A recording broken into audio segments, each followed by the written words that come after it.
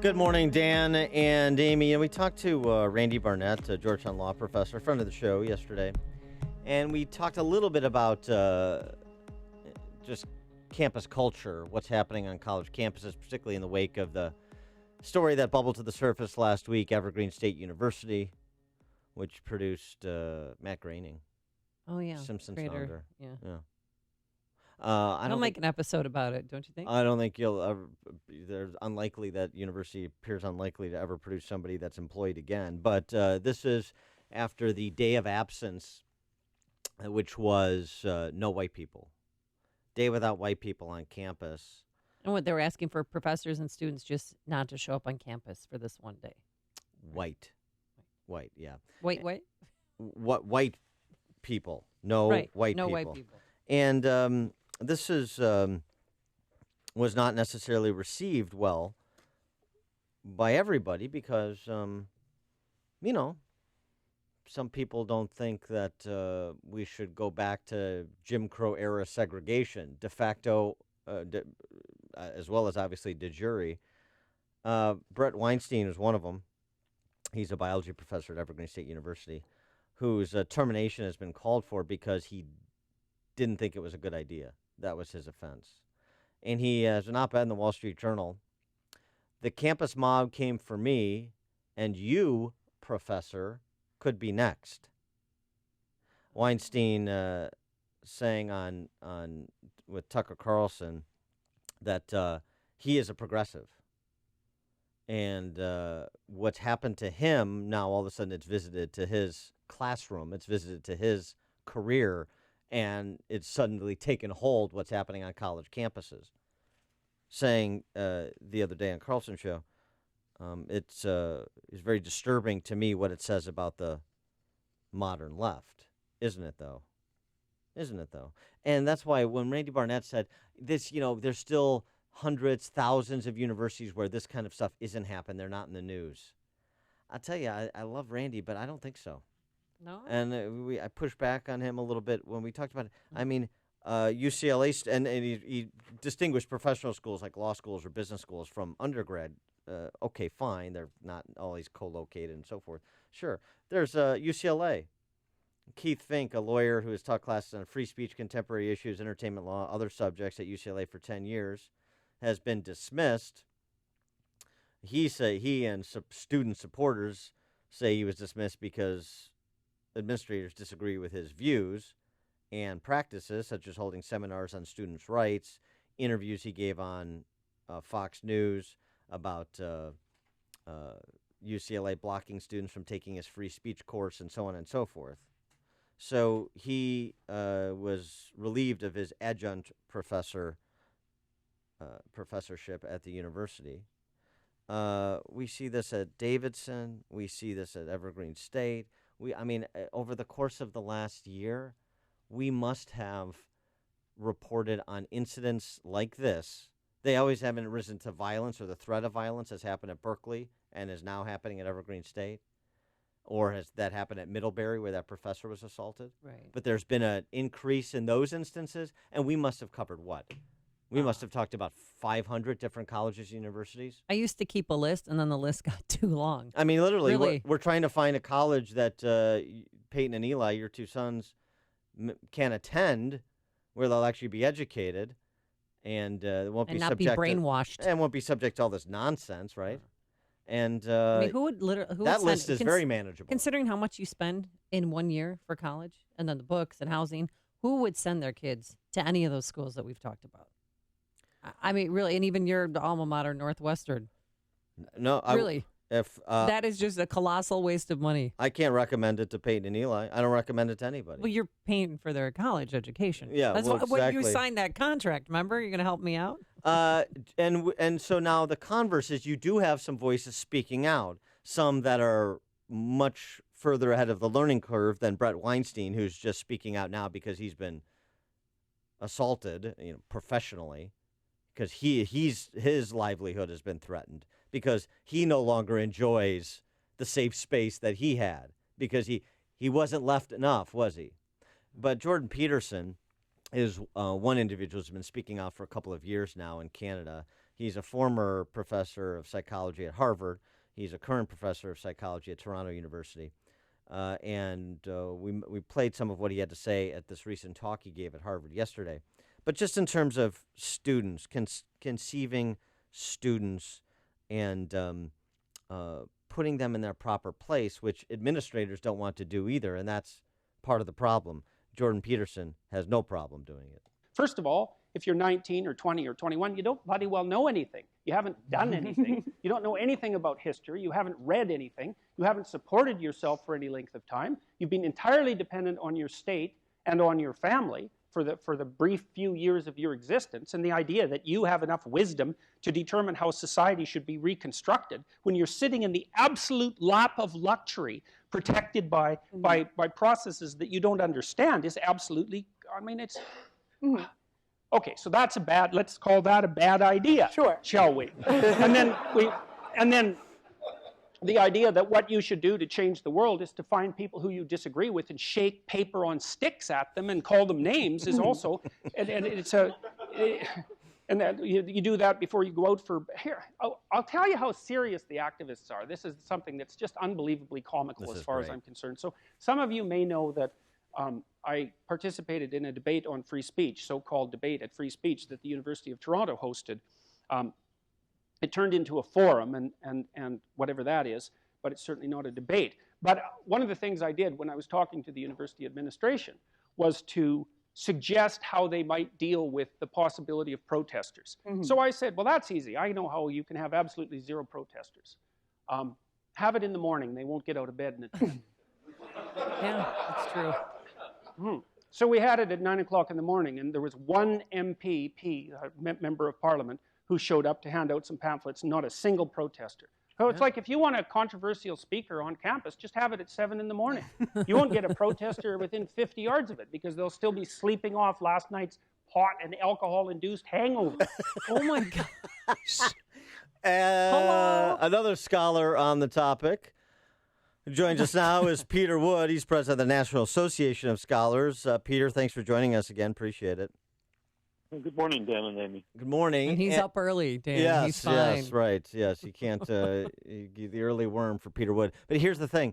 What Jordan Peterson said is it's a funny story about how serious some of these professional or wannabe professional agitators are on campus masquerading as undergrads. So they're maybe not serious intellectually, most of them, but they reflect a philosophy that a lot of their professors have. And the impact is serious.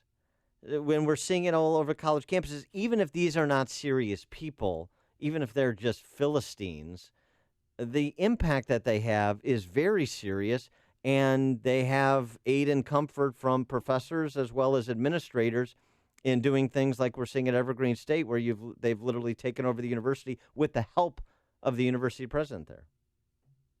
Yes, the university president is sort of key to the story of what happened at Evergreen. His name is George Bridges, and he's relatively new. I think appointed in 2015, and he has come in with this agenda of replacing Evergreen's infatuation with the diversity doctrine with the left's newest version of that called the equity agenda. Mm-hmm. And the equity agenda just blows past diversity wanting to sort of slice and chop and put people into individual groups of people depending on privilege. And now equity says, no, we're going to go beyond that. We're going to be engaged in deciding that every field needs a hefty percentage of minority members in order to exist.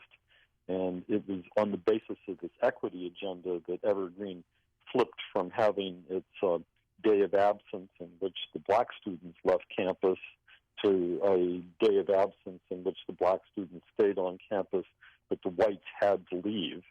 And of course, Weinstein's thought offense was that he said that was a bad idea. And his logic was that the day of absence was a perfectly good idea as long as it was a voluntary thing and the blacks were choosing to leave as a group. But it was a terrible thing when the whites were being told you had to leave as a group. fine distinction. I think that distinction itself is pretty foolish, but Weinstein's a man of the left, and he sort of drunk the Kool-Aid of diversity. He just didn't get his cup in place to drink the Kool-Aid of equity. So are the kids going to stop protesting or stop having these days of absence until they get what they want? I mean, they just want more diversity in the faculty? I don't think they're going to stop even if they got everything they wanted. And we've seen that at other places like Yale and Brown University, where the administrations have caved in completely, and the students then just rub their chins and say, oh, what else can we go for since it's so easy? So, no, just the appeasement of these groups does not make them satisfied. Their long-term agenda is to revolutionize American society in its entirety. Because they're utopians and because human nature always gets in the way of utopians, they will simply get more and more frustrated and demand more and more action on their behalf. Among other things, they are now deciding collectively that violence is a good technique, and that means the more frustrated they get, the more violent they're likely to get. Well, and here's the thing. Oh boy, what a surprising development! Appeasing an aggressor doesn't work. Gosh, I would have never guessed. But it's worse than appeasement in many of these places. I know you've got some professors mugged by reality, like the professor at Middlebury who was assaulted, like Brett Weinstein. Others examples where people have felt compelled to speak out on the left, even though what is happening is the extension of everything they believe, right? The people that are taking over these campuses, the people that are engaged in violence, the people that won't allow anyone with a different opinion to speak, they're starting from the premises of the Brett Weinsteins, as you point out, with his distinction without a difference on the issue of the day of absence. So the appeasement is one thing. The being mugged by reality is another thing. But I just want to go back to the example you gave of the Evergreen State University president, because what you really have are cheerleaders. You have co-conspirators. You have fellow travelers of the left in these positions of authority on campus. And I understand they're ceding authority to the students and eliminating any notion of moral authority, but it doesn't obviate their responsibility as the adults on campus when, for example, at Evergreen State, the university president tells the campus police to stand down and not rally to the protection of that Professor Weinstein. Right. The mob was literally coming after Weinstein. They were searching cars trying to find him, and the president of the university tells the police chief, just let them do it. Well, it's a question of whether these presidents are, in general, appeasing the mob. They're doing some of that, or they're leading the mob. Yeah. At Middlebury, which you mentioned, the president, Laurie Patton, basically gave permission to the students there to suppress the speech of Charles Murray.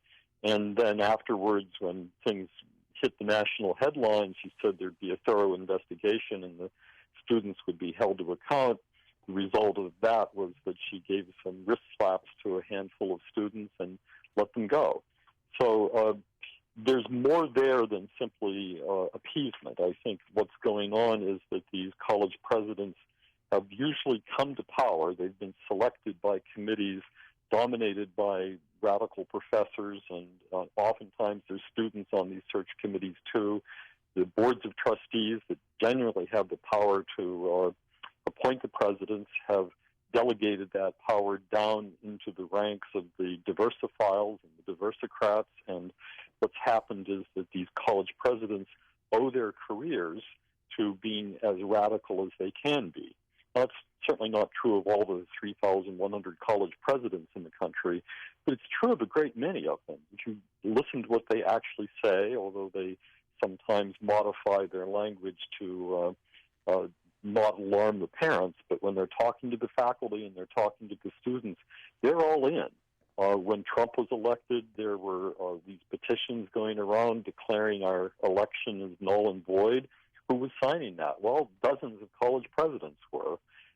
This is the resistance in this country, as it styles itself, has its roots on the college campus, and at the base of that is not just the faculty members; it's the administrators themselves. So where do you come down? So Randy Barnett thinks these are, I wouldn't go so far as to say isolated incidents, but it's not pervasive.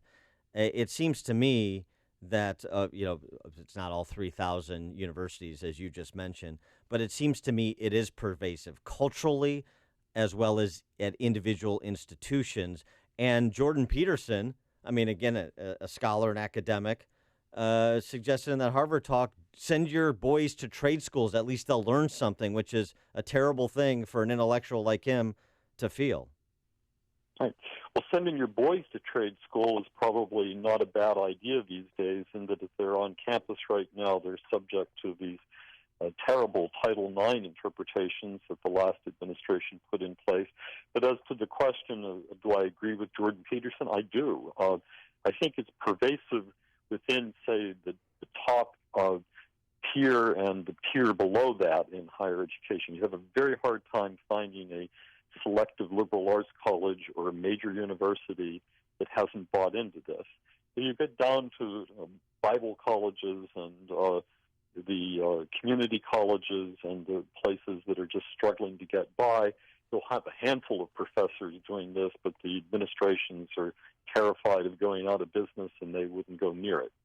So in the pecking order of higher education, all the dominant players are now into this. The no-name colleges and universities and the places that ever aspired to any degree of academic distinction are basically okay, but you're not going to get a good education at those places anyway. So it's a pretty bleak set of choices.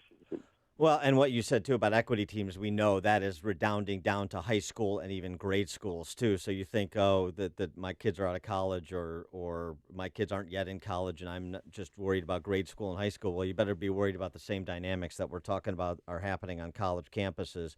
Peter Wood, president of the National Association of Scholars. Peter, thanks as always for joining us. Appreciate it. You're welcome. Bye-bye. And he joined us on our turnkey.pro answer line.